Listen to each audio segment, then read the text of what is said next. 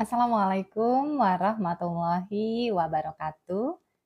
Teman-teman sekalian, kali ini saya hadir kembali dalam live TikTok Psikolog Keluarga. Saya akan membahas tema tentang happiness at work.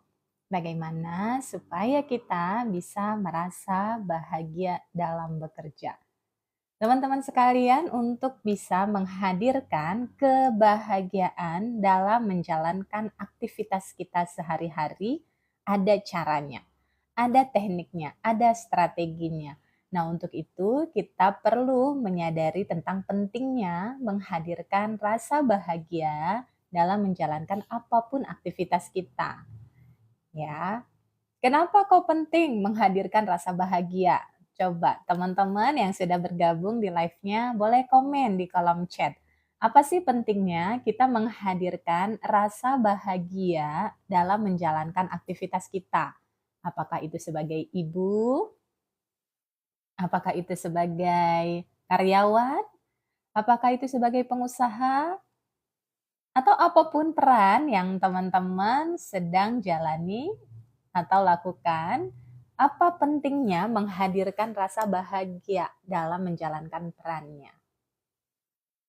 Ya, apa manfaat yang bisa teman-teman dapatkan kalau teman-teman bisa menghadirkan rasa bahagia dalam bekerja? Assalamualaikum Ibu, ada konsultasi offline-nya kah? Bu Kiki, ada Bu Kiki. Kalau untuk konsultasi offline bisa ke kantor kami di Semarang. Kalau offline, kalau online via Zoom bisa dengan saya langsung Bu Kiki ataupun teman-teman bisa klik link di bio saya. Ada pilihan daftar konsultasi psikologi untuk sendiri atau konsultasi pernikahan kalau ingin bersama pasangannya. Nanti kalau yang di luar kota Semarang bisa mengikuti secara online via Zoom. Oke, kali ini tema kita tadi tentang happiness at work. Bagaimana kita bisa merasa bahagia dalam menjalani aktivitas kita. Silahkan teman-teman yang sudah bergabung boleh share live kita kali ini supaya lebih banyak lagi teman-teman yang bisa bergabung dan merasakan manfaatnya. Nah, kebahagiaan itu sendiri teman-teman memiliki manfaat yang besar sekali. Ya, karena ketika kita menjalani suatu aktivitas dengan rasa bahagia, maka pekerjaan yang berat sekalipun menjadi terasa lebih ringan, lebih mudah, lebih menyenangkan. Ya, apapun itu aktivitasnya, bekerja kah, bersih-bersih rumah kah, mengasuh anak kah, melayani suami kah, kalau di hati teman-teman itu bahagia, seneng, ya, maka seberat apapun tantangan yang teman-teman hadapi, jadinya lebih mudah. Jadinya terasa lebih ringan. Nah, pertanyaannya tentu saja ya, bagaimana caranya untuk kita bisa menghadirkan rasa bahagia itu dalam aktivitas kita? Kita udah tahu ya manfaatnya kalau menghadirkan rasa bahagia jadi lebih mudah, jadi lebih ringan, aktivitasnya jadi lebih menyenangkan. Nah, pertanyaannya bagaimana Bu caranya supaya bisa merasa bahagia dalam menghadapi pekerjaannya? Karena tantangannya itu macam-macam ya, beraneka rupa. Ya. Nah, di sini saya akan sharing ada 3 hal yang mempengaruhi. Ada 3 hal yang mempengaruhi kebahagiaan kita dalam bekerja. Yang pertama ya, disebut dengan job, ya. Job itu dimaknai sebagai, apa pekerjaannya, gitu ya. Apakah itu ibu rumah tangga, apakah itu kita jobnya di pekerjaan sebagai apapun itu posisinya, perannya, itu job. Nah, job ini motivasinya berasal dari luar, ya, bergantung pada kondisi pekerjaannya. Kalau pekerjaannya itu sesuai dengan passion kita, kalau aktivitasnya itu sesuai dengan keinginan kita, kita ngerasa bahagia. Tapi ketika landasan kita bekerja itu karena job, ketika kondisinya nggak sesuai harapan gitu ya, misalnya tadi Bu Els toko merasa nggak bahagia dengan pekerjaan pernikahannya. Nah, bagaimana nih caranya supaya kita bisa bahagia menjalani pernikahannya? Nah, Kalau motivasinya hanya job tadi, hanya landasannya adalah pekerjaannya, nah ini bisa naik turun nih. Ya, karena ada kalanya kondisi di pernikahan, kondisi di pekerjaan kita belum ideal. Nah, kalau motivasi kita menunggu mereka atau kondisinya ideal baru kita bahagia, akhirnya kita jadi menjalani kondisi pernikahan atau pekerjaan itu dengan setengah hati. Nah, kalau kita menjalaninya dengan setengah hati, yang nggak bahagia kan kita sendiri nih, teman-teman. Ya kan? Nah, ada landasan yang kedua yang mempengaruhi kebahagiaan kita dalam bekerja, yang disebut dengan karir. Karir ini ya kaitannya dengan pencapaian. Apa pencapaian yang kita dapat, apa manfaat yang kita raih, apa keuntungan yang kita peroleh dari pekerjaan yang kita lakukan. Kalau kita merasa keuntungannya sudah tidak lagi signifikan, kita memilih untuk jadinya berkeluh kesah. Ya, kalau dikaitkan dengan konteks keluarga atau pernikahan, ketika kita merasa pernikahan kita, pasangan kita tidak menguntungkan, tidak membuat kita mencapai apapun, ya kita merasa datar-datar aja, akhirnya kita merasa setengah hati menjalani hubungannya, menjalani pernikahannya. Ya, jadi kalau motivasi kita bekerja ataupun menjalankan peran, karena tadi job itu kaitannya dengan apa yang kita kerjakan, kaitan job itu juga dengan eh, pendapatan gitu ya, berapa imbalan yang kita dapatkan. Nah itu membuat kita ketika kondisinya nggak ideal, kita jadi kecewa, kita jadi nggak bahagia. Begitupun kalau motivasinya hanya yang kedua tadi, karir, ya pencapaian yang diraih, manfaat yang diperoleh. Ketika kondisinya nggak sesuai harapan kita, kok karirnya gini-gini aja ya, kok kondisi kehidupannya begini-begini aja ya. Nah, kita jadi merasa tidak puas. Ketika merasa tidak puas, akhirnya motivasi kita, kebahagiaan kita jadi menurun. Nah, ya, maka kita perlu mengetahui atau menghadirkan motivasi dengan menggunakan langkah yang ketiga. Halo Bu Alifa, terima kasih sudah join lagi ya. Yang ketiga itu apa? Ayo. Kalau yang pertama tadi motivasinya karena job, ya kan? Yang kedua karena karir, pencapaian, dan yang ketiga adalah disebut dengan calling. Ya, jadi hadirkan motivasi untuk bekerja, menjalankan peran-perannya karena teman-teman menemukan calling. Apa itu calling? Calling itu adalah panggilan jiwa. Jadi hadirkan motivasi teman-teman menjalani hidup ini karena terpanggil jiwanya gitu kira-kira ya. Teman-teman menikah, teman-teman melayani suami, teman-teman mengasuh anak-anaknya, teman-teman menjalankan bisnisnya, teman-teman menjalankan pekerjaannya, motivasinya bukan lagi dari luar, dari usaha apa, dari penghasilan yang didapat, dari manfaat yang diperoleh, bukan, karena itu tidak dalam kendali kita. Maka supaya bahagia kita itu lebih paripurna, tadi ya, karena tema kita bahagia dalam bekerja, kita perlu menghadirkan motivasi itu berasal dari dalam diri. Yang kalau disebut dalam istilah namanya calling, panggilan jiwa. Jadi kita melakukan pekerjaan kita menjalankan peran kita karena panggilan jiwa. Apa panggilan jiwa teman-teman? Kenapa teman-teman menjalankan perannya? Kenapa teman-teman perlu bekerja? Kenapa teman-teman perlu bersih-bersih rumah? Kenapa teman-teman perlu mengasuh, membesarkan, mendidik anaknya? Kenapa teman-teman perlu melayani suaminya dengan penuh cinta? Kenapa teman-teman perlu belajar ikutan live seperti ini? Kenapa? Jadi kita perlu menemukan apa yang menjadi dorongan kita melakukan segala sesuatu di hidup ini. Inilah yang disebut dengan calling. Jadi kalau kita mau menemukan kebahagiaan dalam menjalani hidup, kita perlu tahu apa sih panggilan jiwa kita. Kenapa kita melakukan semua itu? Untuk apa teman-teman? Coba teman-teman jawab. Mengapa teman-teman menjalankan perannya?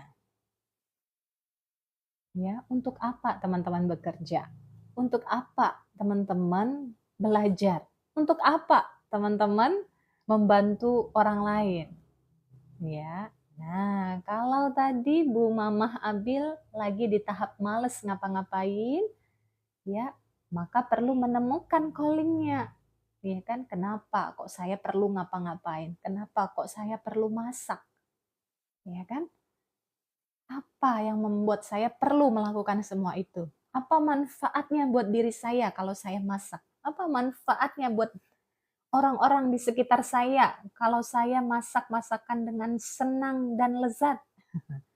Nah, Bu Sugi menjawab untuk mendapatkan ridho Allah. Ya kan? Kenapa penting untuk mendapat ridho Allah? Tanyakan lagi kepada dirinya, kenapa penting saya mendapatkan ridho Allah dengan aktivitas yang saya kerjakan? Supaya apa? Ya kan? Supaya apa? Teman-teman ingin mendapatkan ridho Allah.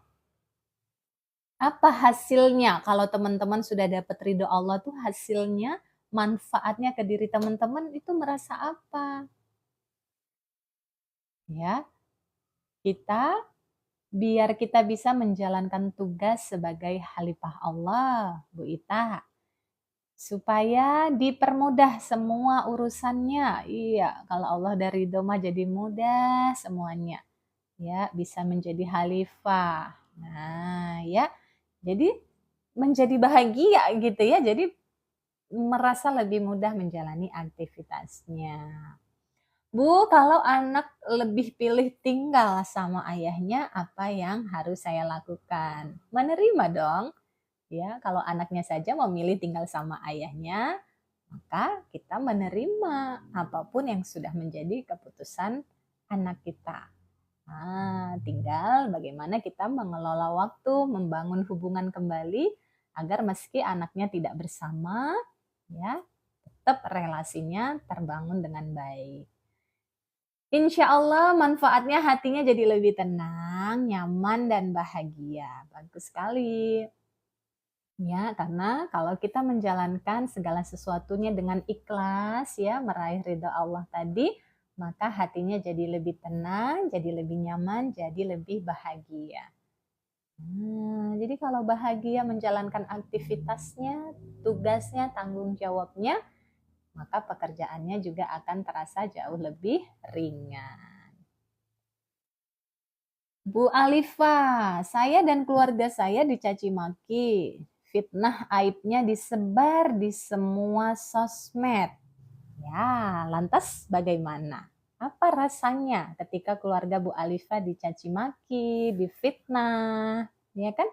Apa rasanya di hati Bu Alifa? Ya kan? Oh, rasanya kecewa. Oh, rasanya marah. Oh, rasanya nggak suka. Nah, maka rasa inilah yang teman-teman perlu olah, ya kan? Teman-teman perlu kelola perasaannya supaya emosi negatif yang hadir karena perbuatan orang lain yang tidak sesuai harapan kita itu bisa pulih, bisa pulih.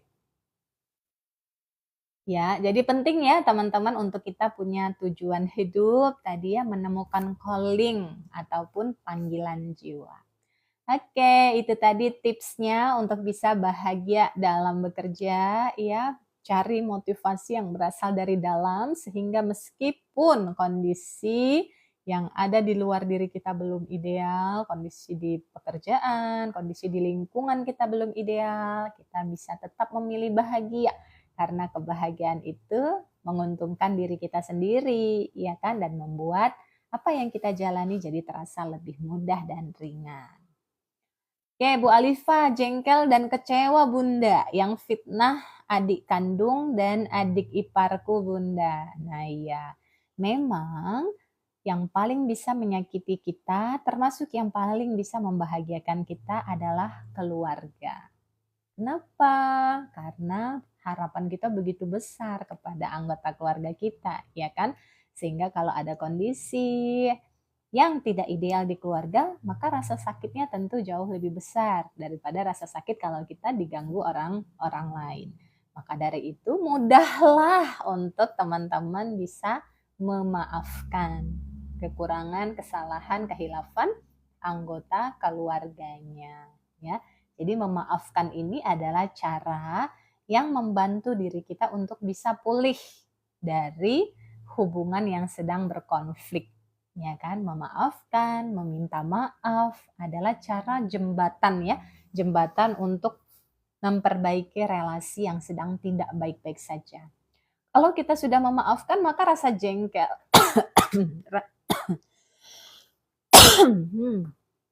maka rasa jengkelnya akan lepas. Kalau rasa jengkelnya sudah lepas, kita jadi bisa berpikir jernih. Kenapa kok adik kita sampai memfitnah, atau ada kesalahpahaman apa yang membuat akhirnya muncul kondisi-kondisi tersebut.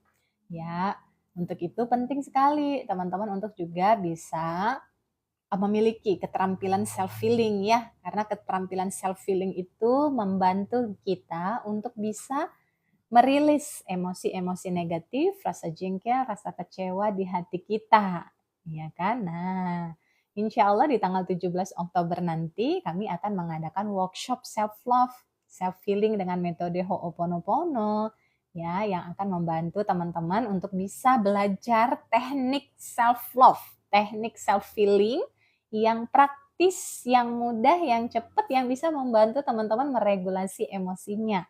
Ya kan, ketika ada kondisi yang membuat teman-teman kesal, yang membuat teman-teman cemas, yang membuat teman-teman sedih, sudah tahu ilmunya, sudah tahu cara untuk merilis emosinya. Ya, jadi bisa klik di link bio saya, ada pilihannya daftar workshop self love. Nah, workshopnya secara online via Zoom, biayanya 499.000. Nanti juga ada rekamannya kalau teman-teman berhalangan hadir atau ingin diulang-ulang, ya, ilmu ataupun proses terapi self love-nya juga bisa karena ada rekamannya. Ya, jadi penting untuk kita mempunyai keterampilan self healing. Jadi tidak hanya psikolog saja yang perlu ilmunya untuk membantu teman-teman, tetapi kita masing-masing juga perlu dong punya keterampilan self healing yang praktis aja untuk bisa membantu diri sendiri ketika ada kondisi-kondisi yang belum ideal, ya.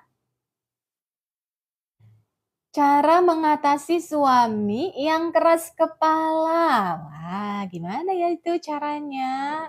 Ya kan? Nah, maka kitanya harus tenang, ya, supaya kita bisa menghadapi kondisi-kondisi yang tidak ideal di sekitar kita, kitanya harus tenang, ya kan? Kalau kitanya nggak tenang, kita jadi ikutan jadi keras kepala juga, ya. Kemudian Bu Lavi, cara mengatasi suami yang cuek, ya. Nah, gimana tuh supaya suaminya bisa lebih perhatian? Nah, maka yang dimunculkan dalam pikiran kita adalah suami perhatian. Ya kan? Kalau kita bertanya cara mengatasi suami yang cuek, berarti di program pikiran kita masih keliru nih, masih cuek, cuek, cuek. Akhirnya yang terjadi kondisinya cuek, cuek, cuek gitu ya. Maka harus tahu lawannya cuek apa? Kondisi yang kita harapkan apa? Apakah dicuekin atau kita maunya gimana? Oh, saya maunya pasangan saya perhatian. Maka pertanyaannya akan berbeda. Pertanyaannya akan fokus pada yang diinginkan. Oh, saya ingin bagaimana ya caranya supaya suami makin perhatian.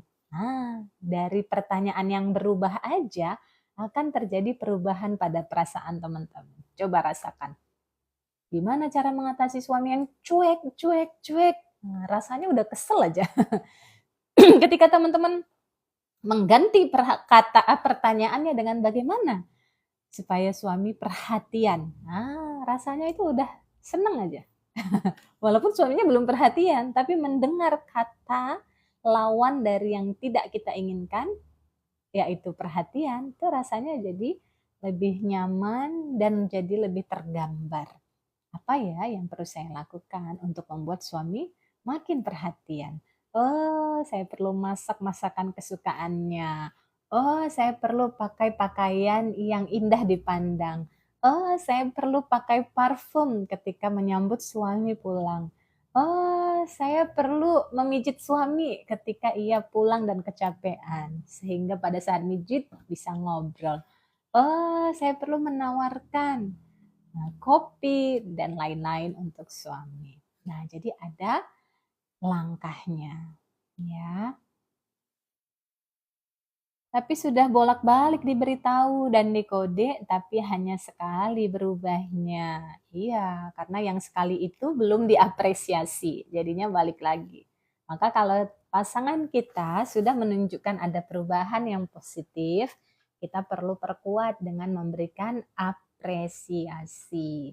Kalau yang kita tegur adalah kekurangan saja, maka itulah yang akan membesar. Kekurangan suami, suka bohong, cuek, nah itu aja terus yang dikomplain. Akhirnya dia jadi beneran seperti itu. Maka yang sering perlu kita ucapkan adalah kondisi yang kita inginkan. Oh, senangnya suamiku makin perhatian. Oh, senangnya suami sudah makin terbuka bercerita. Oh, senangnya suami sudah jujur apa adanya, ya kan? Nah, pertanyaannya, kalau suaminya jujur terbuka, teman-teman responnya bagaimana? Nah, kalau teman-teman bisa merespon dengan tepat, maka insya Allah pasangan juga akan semakin berani untuk terbuka.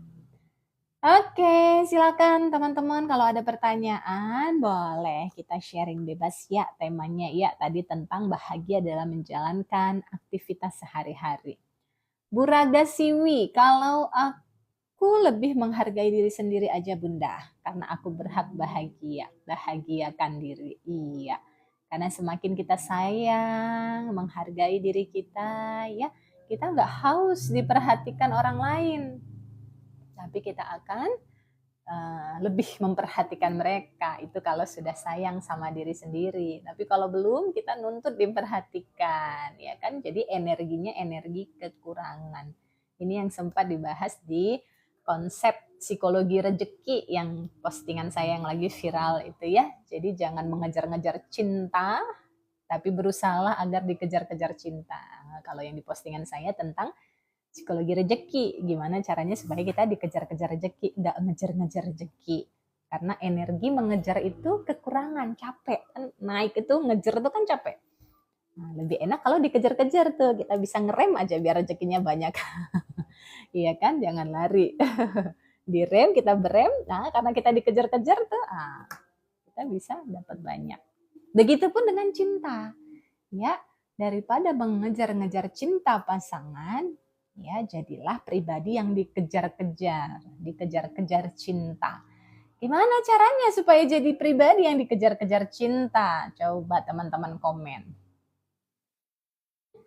Ya, bagaimana caranya supaya kita yang dikejar-kejar oleh cinta, dikejar-kejar pasangan, dikejar-kejar anak, ya kan, disayang orang-orang di sekitar.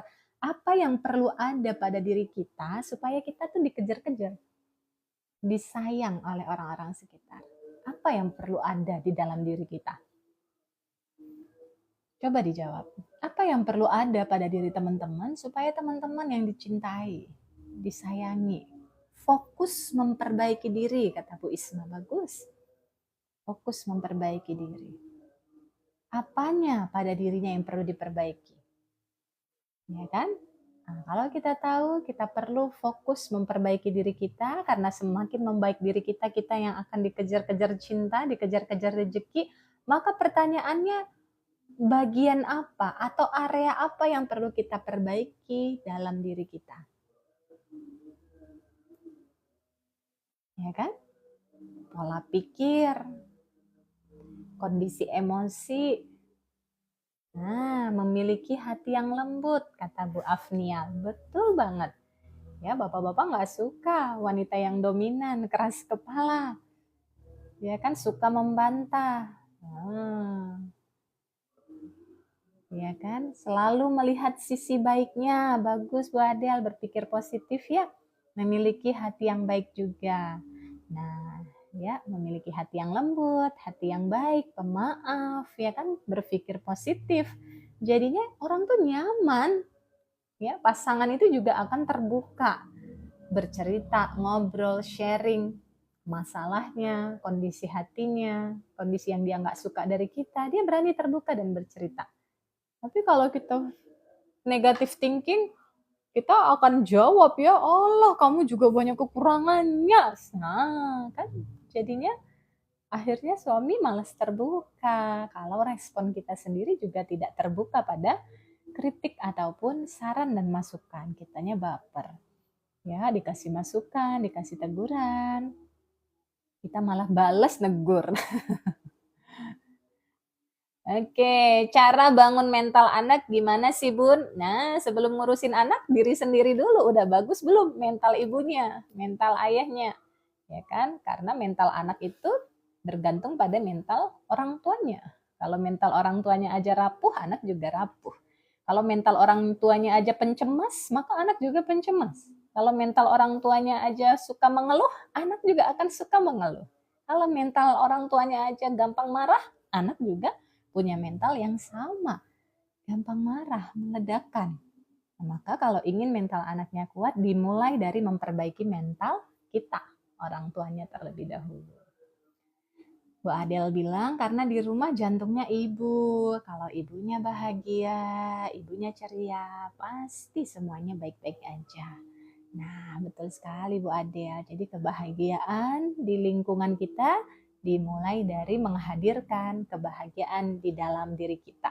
Kalau kita sebagai pribadi sudah bahagia, maka kita akan bisa membantu membuat pasangan kita merasa bahagia. Jadi pernikahannya bahagia. Kalau pernikahannya bahagia, maka kita bisa menghadirkan atau mengkondisikan anak-anak juga jadi ceria. Karena anak-anak nyaman melihat orang tuanya harmonis. Mereka juga akan sehat mental. Maka tadi kalau ada pertanyaan gimana menjaga mental anak, jaga keharmonisan rumah tangganya. Ya kan? Karena banyak anak-anak yang bermasalah karena orang tuanya bermasalah nih sebagai pribadi maupun sebagai suami istri. Jadi anak-anak terganggu fokusnya, mentalnya melihat bapak ibunya bertengkar, ya bapak ibunya diem-dieman, bapak ibunya saling kritik. Nah, itu anak juga akan terganggu mentalnya. Maka untuk menghadirkan keluarga yang bahagia dimulai dari kita menghadirkan kebahagiaan di dalam diri kita sendiri. Ya, kita belajar bareng-bareng ya. Ikuti workshop self love yang kami adakan. Teman-teman boleh klik link di bio ya, ada pilihan workshop self love yang insya Allah kami adakan tanggal 17 Oktober hari Kamis pagi seperti ini jadwalnya jam 9 sampai dengan jam 12. Jadi teman-teman bisa ikut dan praktek bareng semakin menyayangi dirinya sehingga kalau kita semakin sayang sama diri kita sendiri, maka insya Allah orang-orang di sekitar kita juga akan makin sayang sama kita. Ya, teman-teman bisa daftar untuk ikut workshop self love-nya. Biayanya 499.000 dan teman-teman sudah bisa praktek bareng nanti. Konsultasi juga secara langsung dengan saya secara online via Zoom. Silahkan Bu Nani bisa klik link di bio profile saya, ada pilihannya workshop self love. Biayanya 499.000 saja dan teman-teman nanti selain dapat materinya juga dapat prakteknya. Ya, praktek self love. Jadi kita bareng-bareng healing bareng, ngelepas toksik di dalam diri kita sehingga jadi pribadi yang bahagia dan penuh cinta. Ya kan? Juga ada rekamannya. Jadi teman-teman bisa praktek pada saat workshop, juga bisa diulang-ulang kembali materi maupun sesi healingnya. Kapan saja teman-teman butuh rekamannya bisa langsung diakses. Ya, silahkan ayo ikutan bergabung, klik link di bio saya ya. Kemudian Bunda, kenapa ya kalau memanggil rasa yang positif itu nggak mudah dibanding rasa negatif yang bikin badan nggak nyaman? Karena memang fitrahnya manusia itu kecenderungannya mudah berpikir negatif, sukanya fokus ke hal-hal yang tidak nyaman. Makanya kita perlu pahami itu sehingga butuh dilatih. Cara melatihnya itu dengan kita latihan syukur. Cara mudah menggeser ya fokus perhatian kita dari masalah ke anugerah adalah dengan latihan syukur. Makanya kan banyak ya edukasi tentang jurnal syukur. Supaya apa? Supaya kita itu pikirannya tuh terlatih gitu loh, tidak lagi fokus melihat masalahnya, kekurangan suami, kekurangan anak, kekurangan dirinya, kekurangan harta, kekurangan ini itu, ya kan? Disuruh praktek jurnal syukur, ditulis supaya ini fokus kita itu terlatih. Nah, hari ini apa yang teman-teman bisa syukuri? Oke, silahkan coba dituliskan. Kita praktek langsung ya. Gimana caranya supaya mudah mengakses rasa yang nyaman. Silahkan teman-teman coba tulis. Apa 5 hal yang paling teman-teman syukuri pada hari ini? Ya. Apa 5 hal? Halo? Tuliskan 5 hal yang teman-teman paling syukuri di sepanjang hidupnya. Ya. Sehat. Apalagi yang teman-teman syukuri hari ini maupun di sepanjang kehidupannya, pencapaian-pencapaiannya, anugerah-anugerah yang didapatnya. Apa 5 hal yang teman-teman bisa syukuri? Khususnya kalau punya masalah, cari 5 hal yang bisa disyukuri dari masalahnya. Coba tuliskan. Alhamdulillah masih hidup, sehat, bertemu keluarga. Alhamdulillah. Apalagi yang membuat teman-teman tuh bersyukur banget ya. Pagi-pagi dah beres rumah, waduh itu anugerah banget tuh. Saya juga paling senang kalau pagi-pagi udah rajin bersih-bersih. Rasanya itu plong gitu ya, bisa ibadah. Nah, Bu Laura menikah, punya anak yang sehat-sehat dan cerdas, masih punya orang tua, Masya Allah. Punya suami yang bertanggung jawab, bangun tahajud, ya. Bu Dini sehat, orang tua masih hidup, punya kerjaan, dikasih nikmat bahagia, bisa beribadah. Nah, apalagi yang membuat teman-teman merasa sangat bersyukur di hidupnya saat ini? Ya, bisa beribadah dengan ikhlas, masih diberi sehat, bisa mendengar tanpa alat bantu, ya. Masih dikasih umur, bisa menafkahi anak-anak, masih bisa lihat senyum anak-anak, masih dikasih kuat sama Allah. Nah, ya kan? Coba teman-teman cek ya, hal-hal yang teman-teman syukuri tadi, apakah berupa materi? Rata-rata yang teman-teman syukuri ternyata bukan harta ya, bukan materi ya. Kadang-kadang kita ngejar-ngejar bahagia kan di area materi ya. Ternyata apa coba? Dari yang teman-teman sebutkan di atas tadi, di komen-komen ini ya, apa ternyata puncak kebahagiaan teman-teman? Biar teman-teman tuh menyadari gitu loh. Ternyata yang paling membuat saya bahagia, saya bisa ibadah tadi ya.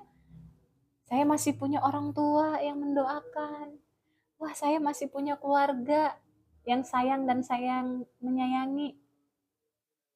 Masih dikasih sehat, masih dikasih hidup. Menyadari? Ya, ternyata bahagia itu nggak jauh. Ternyata bahagia itu dekat sekali. Ternyata bahagia itu sudah ada dalam diri teman-teman. Dengan teman-teman menggeser tadi ya, fokus perhatiannya ke hal-hal yang berharga, hal-hal yang teman-teman syukuri. Ya, masih dikasih kesempatan untuk memperbaiki hubungannya dengan adik, ya kan, dengan orang tua. Masih ada kesempatan untuk memperbaiki semua kesalahpahaman. Ya kan, sebelum terjadi penyesalan, ya kan?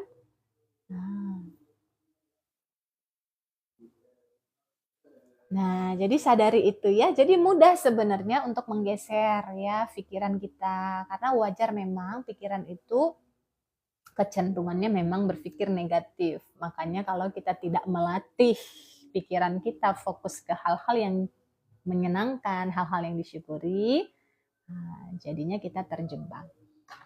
Masih bisa makan ibu walaupun nggak nyari uang. Nah, ya kan, makanannya udah tersedia. Cuman kita nyadari nggak gitu. Kadang-kadang kan kita nggak menyadari itu, sehingga kita menganggap semua itu biasa. Tapi kalau kita sekarang diminta untuk menyadari dengan teman-teman menulis, akhirnya kan teman-teman jadi sadar ya, wah masih bisa makan nih. Apalagi makannya udah tersedia, nggak harus masak ya. Udah disiapin istri, udah disiapin yang bantuin, tinggal makan aja. Kalau kita menyadari itu, kita akan bisa menghadirkan rasa syukurnya. Bu Isma diberi anak-anak yang sehat, suami masih bisa kerja dan menafkahi, bertanggung jawab pada keluarga. Ya. Nah, maka bentuk syukurnya apa? Kalau teman-teman tadi sudah bisa mendefinisikan hal-hal yang membuat teman-teman bersyukur, hal-hal yang membuat teman-teman bahagia. Lantas sebagai bentuk wujud rasa syukur teman-teman perlu apa kepada orang-orang yang teman-teman sebutkan tadi? Kalau tadi bersyukur karena masih punya orang tua, berarti orang tuanya perlu diapain sebagai bentuk syukurnya?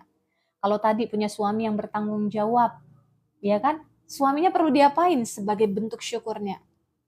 Ya, kalau tadi masih punya anak, keluarga yang disayangi, berarti anak dan keluarganya perlu diperlakukan seperti apa? Sebagai wujud syukurnya itu Bu Irma melakukan apa? Menunjukkan apa kepada mereka sebagai bentuk rasa syukur teman-teman?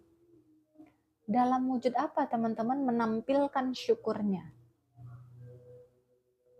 Kan katanya bersyukur ya dengan semua itu tadi ya.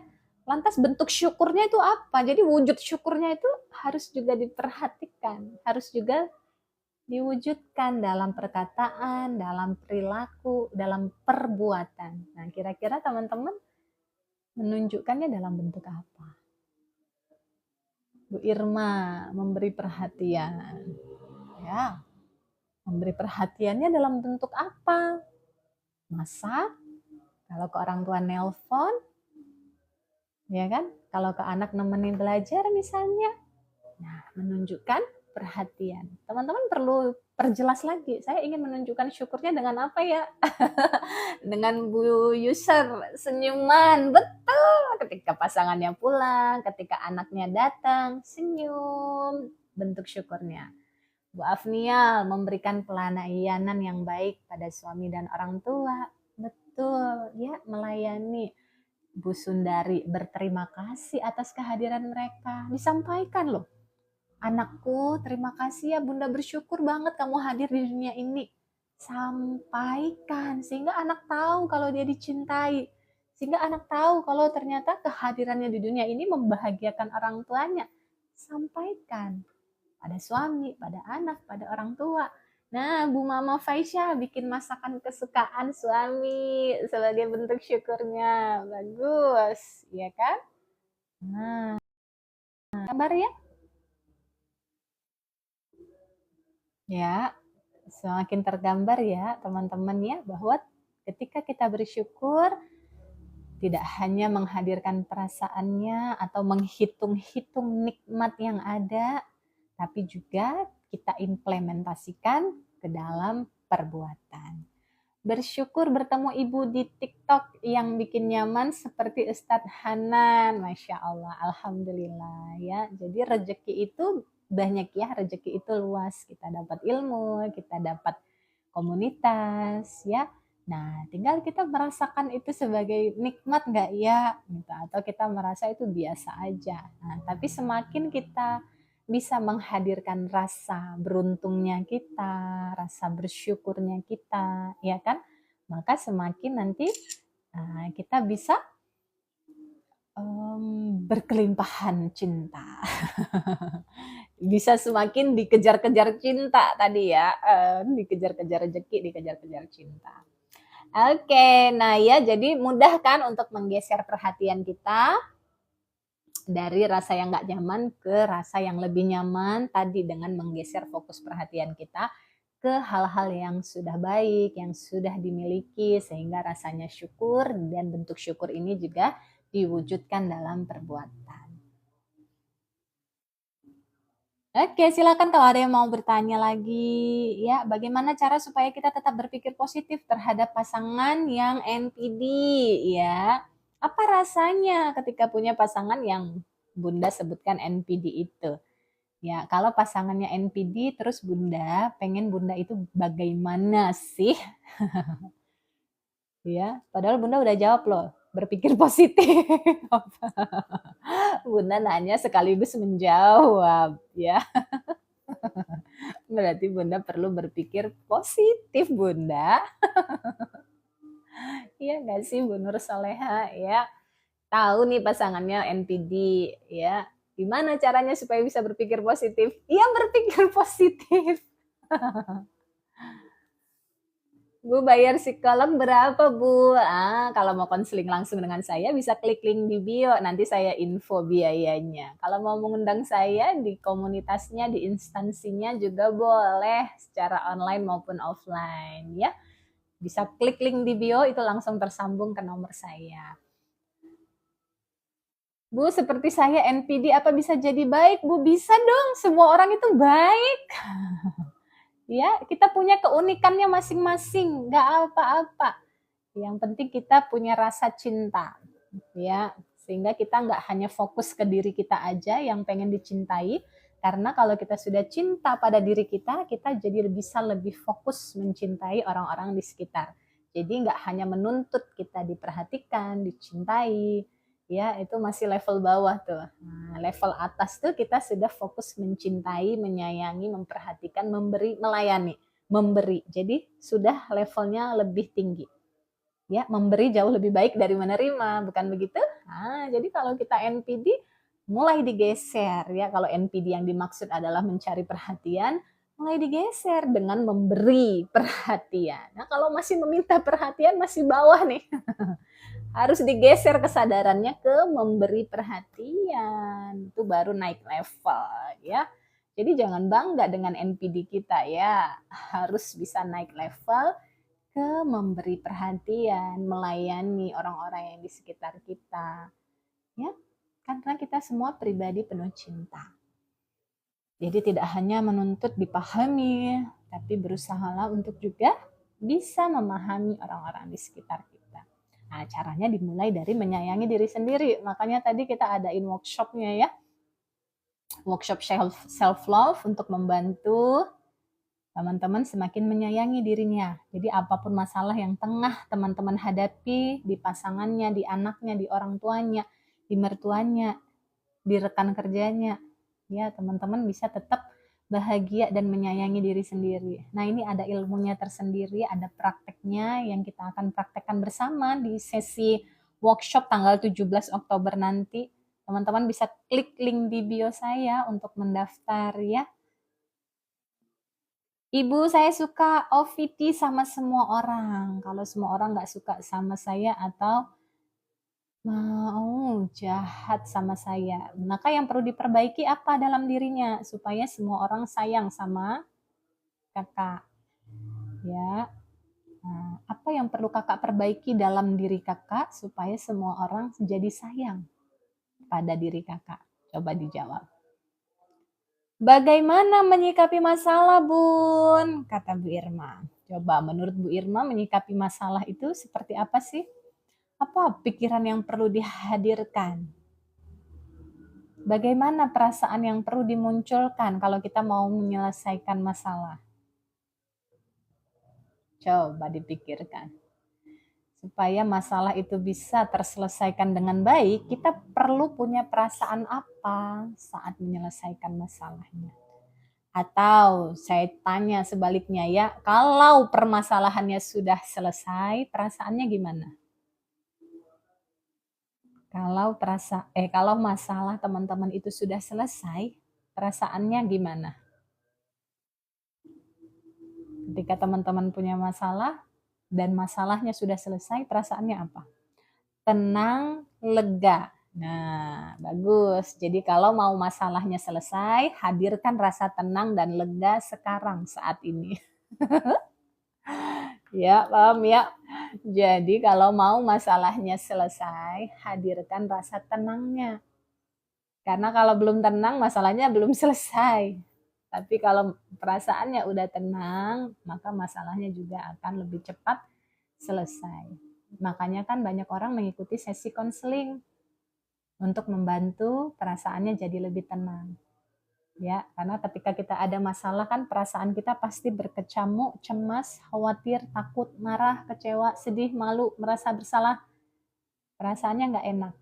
Nah, ketika kita konsultasi ke psikolog, ya, nah kita akan dibantu untuk membuat perasaan kita jadi lebih tenang menghadapi kenyataan, menghadapi masalahnya. Kalau perasaannya udah tenang, udah selesai masalahnya. Ada aja petunjuknya, ada aja jalan keluarnya. Ya, lebih terang melihat dunia ketika hatinya sudah tenang. Begitu ya, Bu Irma ya. Jadi jangan tunggu masalahnya selesai baru tenang. Justru Bu Irma, teman-teman perlu tenang supaya masalahnya selesai.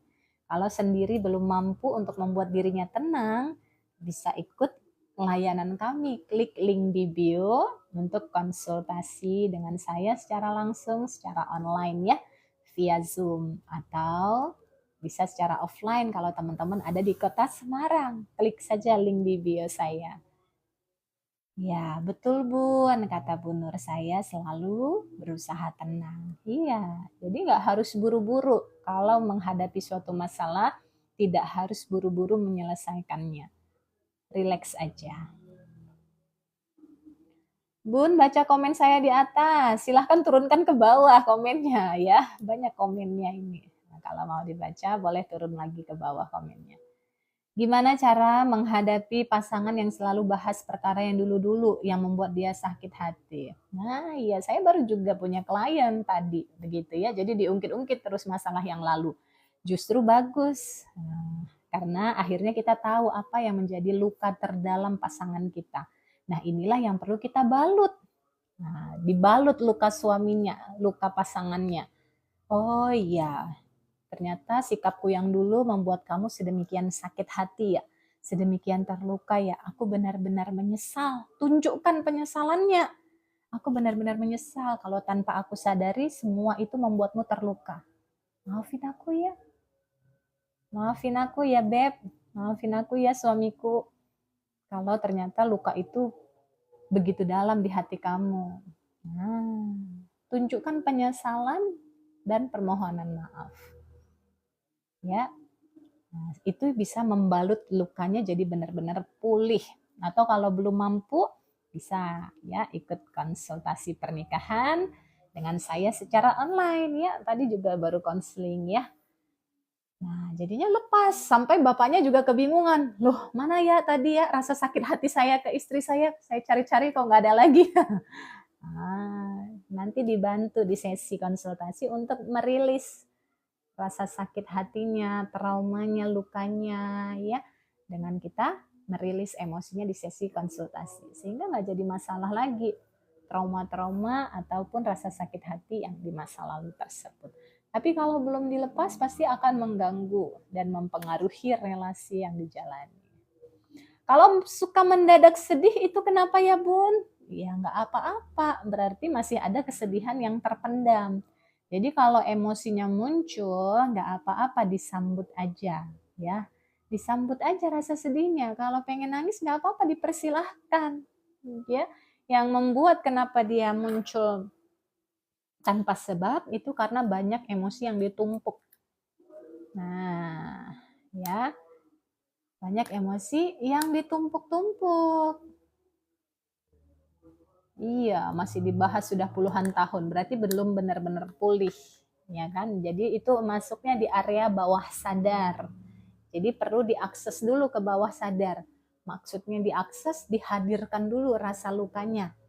Nah, jadi pasangannya disuruh menceritakan lagi, ya, disuruh hadirkan lagi perasaan lukanya, baru kemudian di situ dipulihkan. Nah, itu ada tekniknya tersendiri ya, boleh dibantu pasangannya, direkomendasikan untuk bareng-bareng yuk ikut konsultasi ke Bu Sukma ya secara online via Zoom. Klik aja link di bio saya. Nanti teman-teman langsung tersambung ke nomor saya untuk bisa dapat info dan jadwal konsultasinya. Bunda, kadang ngerasa kecewa saya salurkan ke status. Boleh kalau statusnya positif, tapi kalau statusnya gosip, berkeluh kesah, itu tandanya Anda memperbesar masalahnya. Memperbesar rasa sakitnya. Memperbesar area sakitnya jadi meluas gitu ya, menularkan energi negatif ke orang lain pula. Ya. Jadi yang perlu dilakukan bukan mencari pengakuan dari orang lain bahwa Anda menderita, tapi yang perlu Anda lakukan memulihkan luka itu sendiri. Iya, kalau kita suka berkeluh kesah, energinya negatif, capek sendiri. Iya kan? Nah, maka perhatikan aja dirinya, dengerin dirinya. Nulis di jurnal, bukan di status ya. Jurnal, di kertas. Saya kesel. Ya, nah, untuk infonya boleh langsung ke link di bio saya ya, Bunda Via ya. Ada banyak pilihan, konsultasi dengan saya ataupun ikut workshop. Kalau workshop self love itu juga sudah ada praktek untuk kita belajar rilis emosi, itu workshopnya tanggal 17 Oktober nanti pagi jam 9 sampai jam 12, itu biayanya 499.000 ya. Ada rekamannya juga, kita punya komunitas sesama ya, jadi bisa saling sharing juga. Nah, sehingga teman-teman juga nanti punya bekal skill untuk merilis emosinya. Bun, biar kita yakin kalau kita bisa rilis emosi sendiri, gimana? Belajar dong. Nah, ikut tuh workshop yang saya adakan ya, sehingga punya keterampilan untuk merilis emosinya. Nanti kita praktek bareng sehingga teman-teman bisa merasakan khasiatnya. Kalau teman-teman sudah merasakan khasiatnya, kan jadi lebih pede untuk bisa mempraktekannya secara mandiri.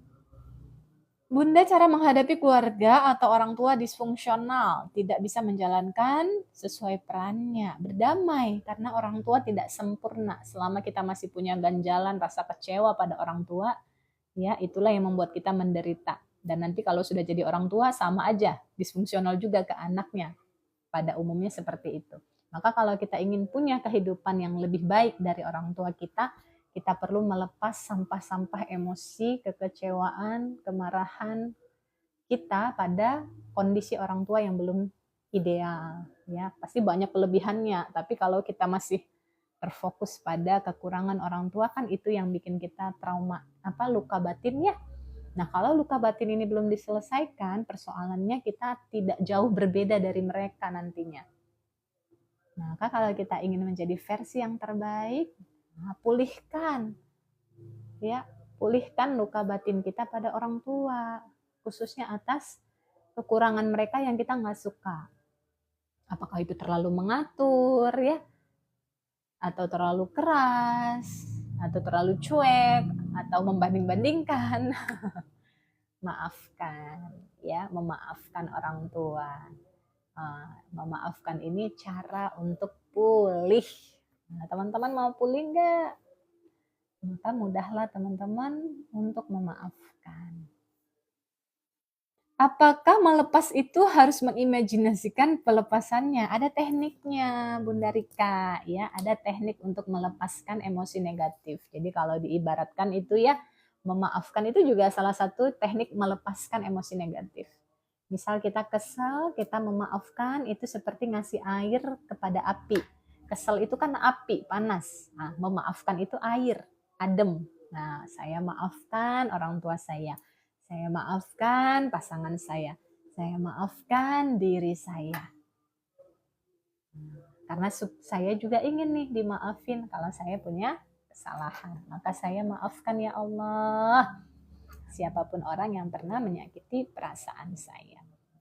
Begitu ya teman-teman, sudah mau mendekati sholat Jumat ya. Terima kasih sudah bergabung di live saya pagi ini. Senang sekali ya, semoga bisa jumpa lagi di live-live berikutnya. Teman-teman silahkan ya, kalau membutuhkan bantuan untuk konsultasi psikolog dan juga terapi untuk merilis emosinya, silahkan klik link di bio saya untuk daftar konselingnya. Atau teman-teman bisa ikut workshop self love untuk teman-teman dibekali skill untuk bisa ngerilis emosinya. Nah, itu tanggal 17 Oktober secara online via Zoom ya. Nanti ada juga rekamannya. Jadi teman-teman selain punya skill, keterampilan untuk merilis emosinya sendiri, juga punya komunitas, juga punya rekaman yang bisa diulang-ulang ketika teman-teman butuh dukungan emosi. Ya, itu biayanya 499.000, bisa klik link di bio saya.